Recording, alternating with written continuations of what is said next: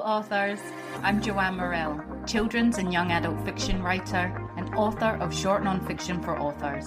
Thanks for joining me for the Hybrid Author podcast, sharing interviews from industry professionals to help you forge a career as a hybrid author, both independently and traditionally publishing your books.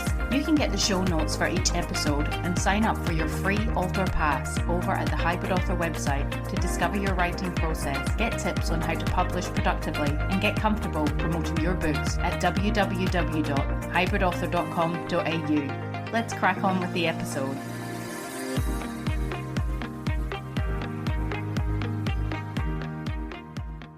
Hello, authors.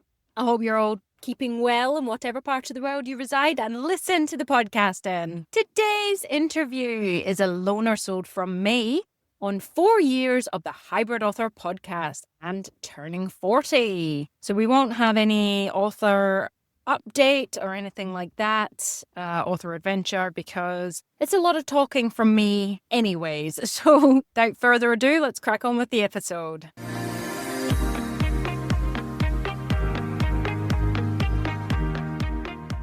So the Hybrid Author podcast started in May 2021. I put my first episode out on the 10th of May, and I haven't looked back. And for that first year, so I began the podcast as a way of marketing my books. I started my author adventure studying writing and learning as much as I could about writing and publishing, from doing certificates in creative writing and going to lots of festivals, author book launches, author events, joining organisations such as Squibby, because I wrote children's fiction back then, the Children's Book Council of Australia, all sorts. I was involved in everything. And one of the other things that I was an avid listener of was podcasts, to learn about the industry as well. And I just couldn't get enough, podcasts on books and publishing and writing. And, the ones that were the first that I ever listened to was So You Want to Be a Writer by the Australian Writers' Centre, Valerie Khoo, and at the time, Alison Tate. And the Creative Pen podcast with Joanna Penn, that is pretty much self-publishing based, publishing options. She talks about a lot of different things. And she's currently trying to get a traditional deal as well. I listened to them for a good part of 10 years. And it was Joanna Penn from the Creative Pen podcast that inspired me to start this podcast. And mine's the way that I kind of have the intro and the outro, and the formatting of the podcast is very loosely based on how Joanna runs her episodes. I'm very pleased to have had both Joanna Penn and Valerie Khoo and Alison Tate on the podcast. And those were pretty big milestones for me, to have the podcast hosts from the podcasts that I feel helped shape my podcast and start my own podcast, and have their hosts come on.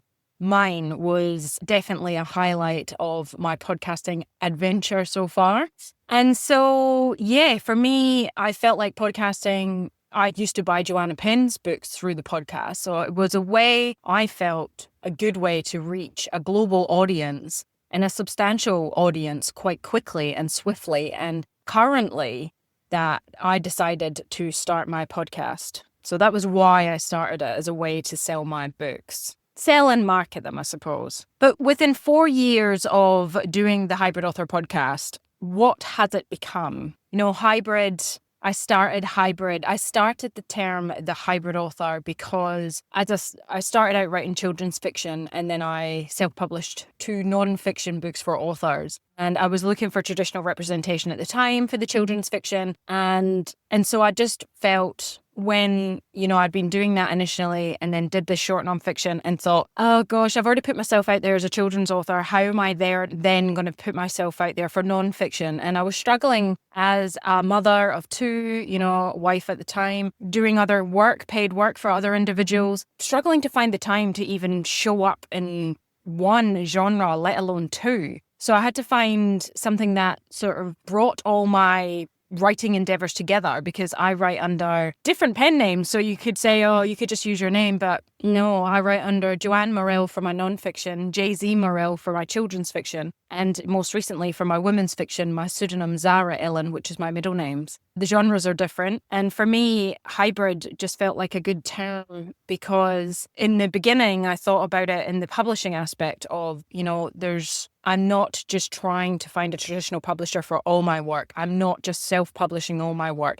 I'm doing lots of different things, quite varied. And so it started off with the publishing aspect of mine for hybrid. But as in the 4 years I've been running the podcast, what I absolutely love is, of course, I'm still getting authors come through who are talking about being hybrid through their publishing endeavors. But I have had lots of other authors come through who are hybrid within their own rights for other things. And they've turned coins off in all these different directions. And it absolutely inspires me and blows my mind, because I like to think I'm not someone who is just straight-laced. This is the way you do it. One way of doing things. I believe that the term is actually quite a personality trait of mine too. Not just going down one path. Like I'm all in all the paths, really. So I don't know, whether that's a good thing or not, but it's definitely something that feels like me. And so some of the highlight episodes that these other hybrid avenues kind of shone a light on was just mostly recently, episode 167, Joanne Merrick,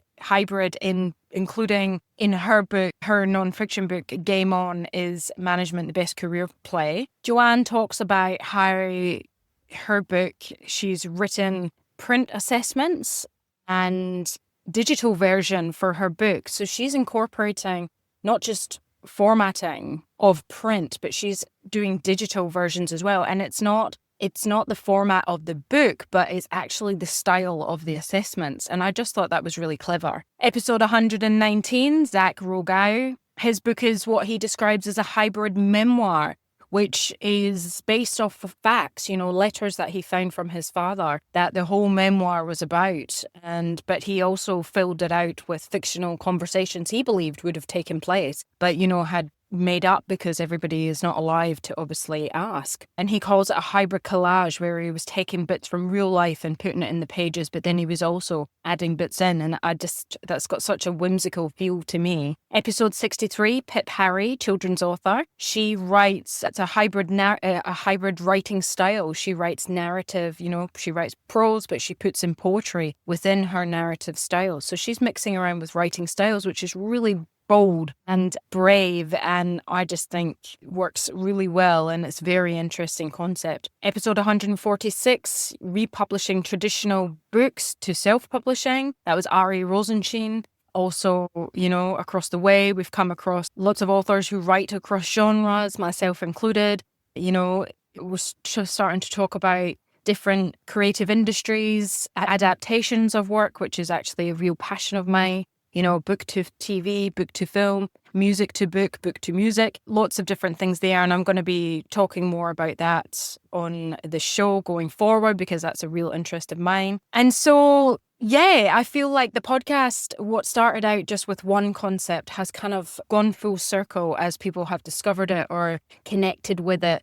How the podcast has changed in 4 years. Well, I started out, as said, in 2021. And for the first year, I was a fortnightly podcast. I released episodes every fortnight just to see if I could keep up momentum. I knew that podcasting, especially from listening to them and just from advice, that consistency on release was important. And I just didn't know whether I could keep it up or whether I liked it. It's a hell of a lot of work, as I've found out. And I also found out that I absolutely love podcasting. So after the first year, I turned weekly. I've never looked back, and the listenership has doubled in size from the more content I've put out, to the point where I'm now in my 4th year and putting out double episodes. So it's more about trying to build my episode numbers, because last year, due to personal reasons in my personal life just kind of going askew, separation, on the cusp of divorce, whole life turned around really. There's been a few episodes that have been a bit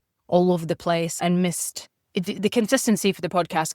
My working life has changed, and I just was trying it a few different days, especially more towards the end of the year, going for Sundays, and now aiming for kind of Tuesdays, Thursdays mainly, but leaving it more open-ended to be weekly episodes. And I'm trying my best to stick to a consistent thing, but I'm also being kind to myself in the sense that sometimes it doesn't happen for me, and that's okay, because I've been dealing with a lot, and I appreciate everybody's, patience. And the way that I now listen to podcasts is I just subscribe to some, but I'm sort of in and out of them. And I think a lot of people are. And for me personally, podcasts, I don't go to them for a way of entertainment. I go to them because I'm trying to learn something new. And so my podcast's listening has changed in the sense that I once was listening to writing and publishing podcasts. I've now changed pace and I'm listening to financial ones, property investment. I do listen to friends' podcasts as well. I've got mates in Scotland, shout out Crime Divers. So I listen to some true crime podcasts, people I know. I still dip into the writing podcast to find out what's going on. You can never know enough. But for me, podcasting is an educational tool. And that is how I feel my podcast is. I'm trying to provide value to the writing community, but I'm also learning a lot myself. And so I'm still getting an education as I continue to interview people. So interview style in the beginning was, it's always been online. And I was sourcing guests in the beginning, obviously being a new podcast. And then come the second year, I was getting pitched. And the third year, now in the fourth year, I don't have to be chasing people down unless it's conversations I want to have myself. I'm being discovered, which is great, and it makes my life a lot easier. Editing process has changed this year. I'm using different programs, trying to make my process a bit faster because it's a lot. For me, podcasting in the past used to take a whole day from initial contact with the guest to the interview, to the editing, to the all out. I'm a one-woman band. I don't have the funds to pay a team for something like that. At least I didn't in the past. So this year I have had to make a call, monetize the podcast or pull the plug. And so that's what I've done. The podcast is now what I call pay to play, and I charge guests for the time it costs me to produce an episode. And I feel they get great value for money. It's also, there's social media boosting on there, which is paid advertising. It's, there's video content I'm using now. They're getting a lot. And so it's win-win all round, I feel. Marketing and authors, you do have to set marketing budget aside, I've found. And so any monies that is coming back in is getting invested back into the business, which is great.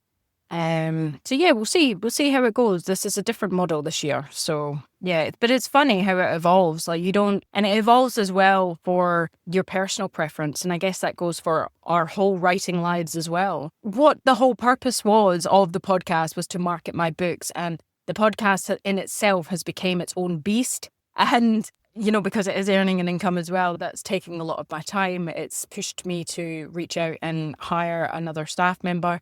It has all sorts of things, but I love it. I love talking to people. I get a lot of energy from it. People inspire me. Their stories are great. And I also feel like as a writer, I'm still producing a style of story. It's not my own, it's someone else's, but I'm prompting them to tell me their certain aspects of a topic, and I'm sharing this with the writing community. So I'm also giving back, which is kind of important to me too. So what have I learned in 4 years of the Hybrid Author podcast? That I can be disciplined, I can be consistent, I can stick to structure.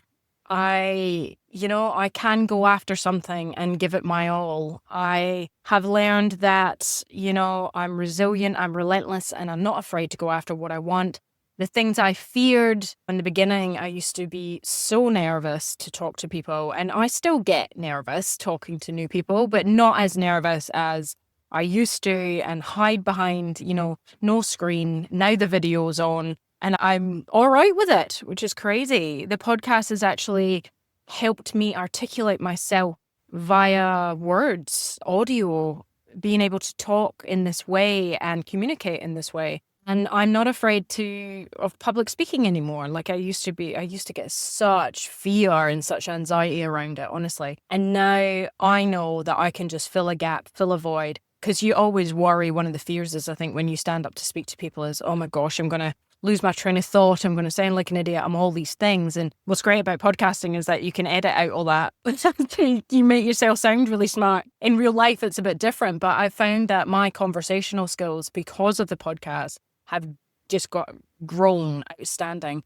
Like I used to be called Mouse when I was younger. I was apparently a very shy, quiet child that used to hide when adults spoke to me. And I don't know what happened, but she's done a 180 and now I'm out there in front of people sharing my thoughts and feelings. And I never really thought I had much to share in terms of the way I think about things and whatnot. But this whole podcast ambition writing career has made me realize that it's very important for me to get down my thoughts and feelings and stuff. It's a way of me getting it out of me, because otherwise it just, I carry it, and some of it's pretty heavy. How have I grown and changed with the podcast over the 4 years? Well, the podcast has made me value myself. I honestly have had thoughts, even as much hard work I've put in, unpaid, free time, hard work that I've dedicated to this podcast. And there's been benefits that I've gotten from it as well, but I've put a lot of blood, sweat, and tears into this, and money. And, now that I'm charging for my time, that's one way that I can say, hey, my time's valuable and it, means something. Where I'm at in my life, the time that I give to this has to be earning me dollars, because I'm now a single parent. I'm supporting children. There's lots to it, but it's not just that. I'm at a point where I think what I'm doing is worth of value, and I think I'm giving value to A, the guest, and B, the community as well. So, but for me to actually, it's in the beginning, if I thought I'd be charging people or just charging anything for me, I just don't think I held myself in very high regard, or my time, or what I have to offer. And now I do. And now I'm very, you get the odd person who's, they don't go and they don't pay for podcasts, and that's fine. That's absolutely fine. I'm at a point where I can see the people that are coming on who do pay, because they know that the difference between paying for marketing and doing the free stuff. And there's not a lot of free stuff out there these days. And I see where we're saturated with probably AI, lots and lots of content. Paying sometimes can be the only way, but obviously understand that not everyone can pay, and it is hard and whatnot. I'm also an author on a budget, and I get it. I do. I'm also trying to earn a living. This is a business for me. It's a career. This is what this podcast is about. It's about career authorship. It's not about aspiring to write for fun. And that's great. That's really good. But I have not spent 4 years at uni, all the other years studying, all the precious time that I've put in, not for it to earn me money. And I think that that annoys some people in the industry maybe, but I don't want to talk about the crumbs of the publishing industry. I want to talk about the good money that you can make, and you can make good money from this. People are doing it. So I want to be that kind of message, rather than I'm doing this for the love of it, but not for the wage, because it is a job to me as much as a passion. So in answer to my own question, I've grown with the podcast. My whole persona has changed because of it. I've gained confidence. I've been inspired. I've passionate, and I've faced fears and overcome them. So what will the next 4 years of the podcast look like? Well, I have no idea whether this podcast will still be running in 4 years' time. As I said, this year was it needs to monetize, or I pull the plug. And who knows what next year's going to be. The way that the podcast is at the moment, I don't know if it's sustainable. I don't know if it will continue. So far, guests are still trickling in, paying. And I don't know. Is my content still going to be relevant? Is it still going to be valid? Are people still going to enjoy it? I'm not sure. But if I can see anything, is that it does change. It has changed. I can see it changing. It's not going to be unpaid at any point. But I think that there will be different sort of models or different tiers in terms of payment as it grows and the audience grows with it, which is obviously what's been happening over the years. So that's what I think. I think that so far, I'm at double episodes a week.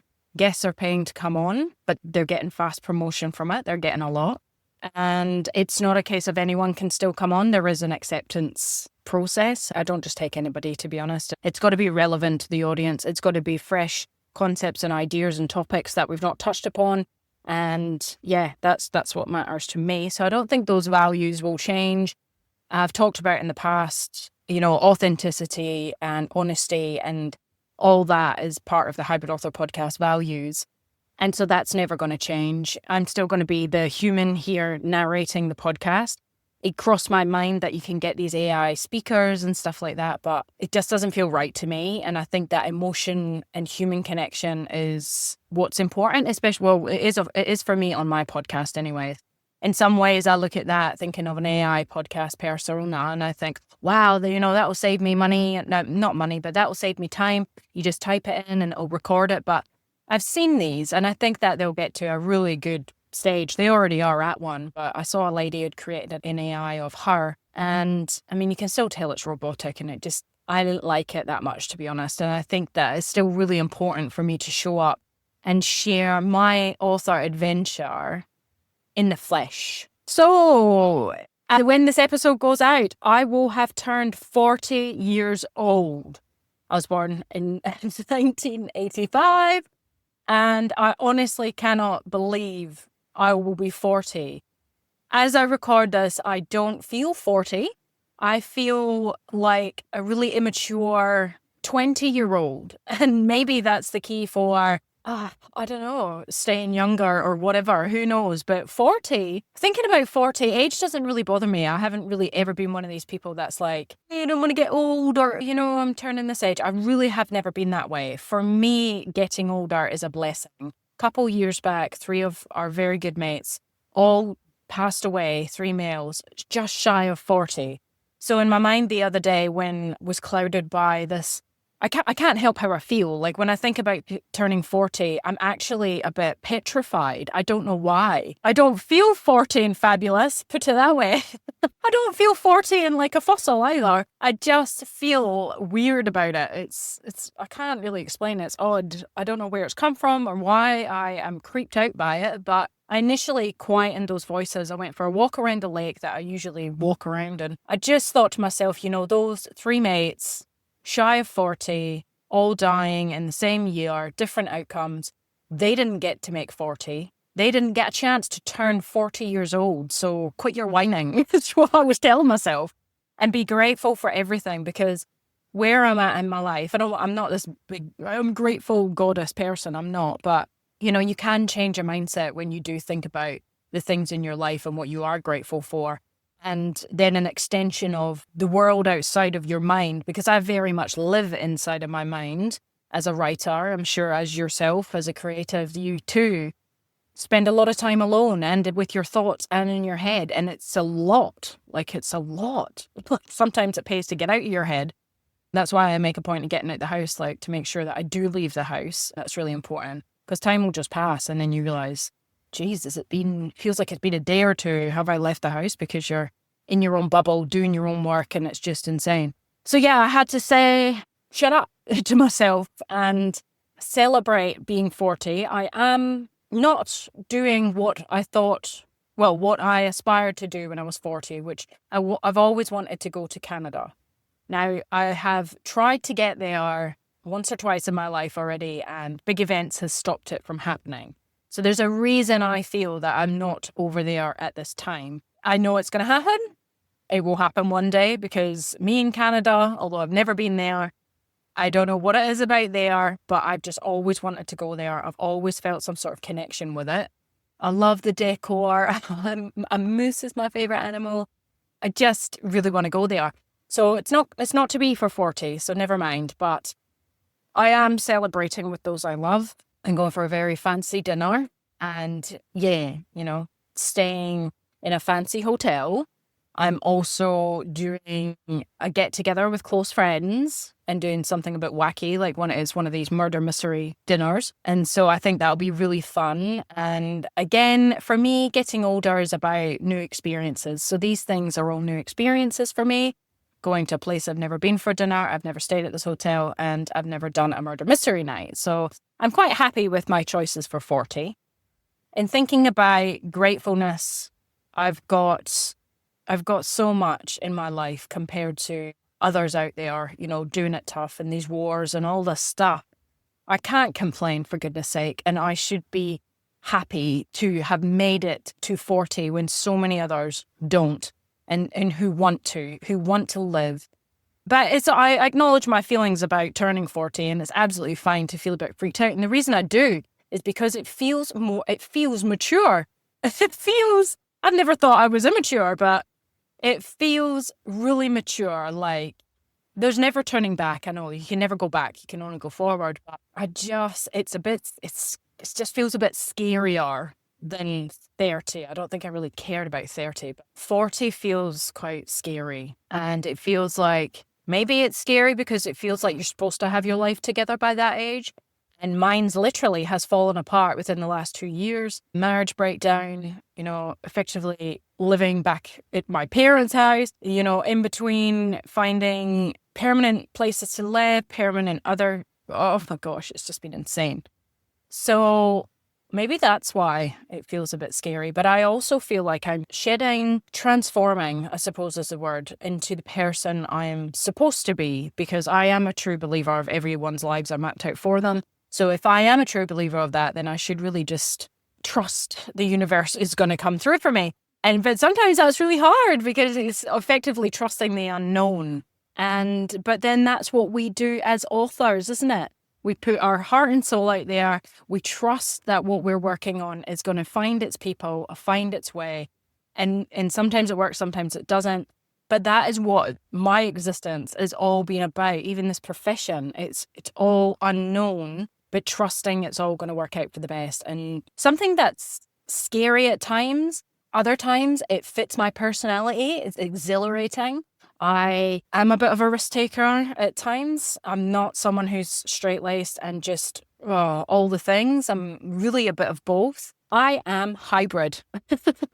All of me is hybrid. It's absolutely insane. So professionally, turning 40, I feel like I'm on the way to be I feel like I'm trusting myself, trusting the process, trusting that everything's going to work out professionally how I want it to, trusting that I'm doing what I'm supposed to be doing and I'm becoming the person that I was always meant to be. And it is like a storytelling moment, like I talked about that shy little child that was called Mouse, to the woman, although I don't feel really like that now, who stands up in front of people and feels exactly confident, happy, excited about what she's sharing and what she's been through. Helping others, that's my way of helping others get ahead in their writing, publishing, podcasting endeavors, and just being the person that I'm meant to be. And that's what our characters are like in our stories, aren't they? They start one way, they end up another. And that's exactly what we are in life as well. So who knows, maybe I'll still be here podcasting at 50. Don't even want to say that word because that's a bit scarier. That's even more scarier. But if I am, who knows? Who knows what that next one will be? Personally, all I've hoped for, especially after the couple of years I've been through, is just peace and love. And I actually have that now. So I don't know if I'm 40 and fabulous, but I'm definitely faking 40 and fabulous. I'm definitely 40 and faking fabulous, maybe. And yeah, I'd love to hear if anybody else's thoughts on 40, but it's funny how it's 4 years of the podcast and 40, all the fours, when I've always been a kind of number 3 gal.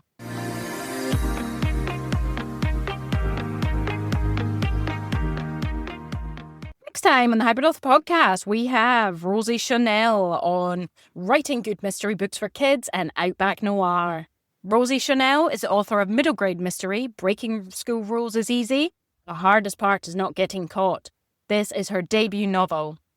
Rosie has a Bachelor of Arts and a Master of Special Education. She has taught English at all levels in schools and specialised in teaching students with learning difficulties. She also volunteers at schools and organisations that teach reading, including teaching newly arrived adult migrants. She loves the game of pickleball, out rigging on pit water, and volunteers as a crisis supporter at Lifeline. Rosie lives with her husband and has 3 adult children she raised to love books as much as she does. She spends her time between Balmain and the northern beaches of Sydney. So that's coming up. I wish you well in your author adventure this next week. That's it from me. Bye for now. That's the end for now, authors. I hope you're further forward in your author adventure after listening, and I hope you'll listen next time. Remember to head on over to the Hybrid Author website at www.hybridauthor.com.au to get your free author pass. It's bye for now.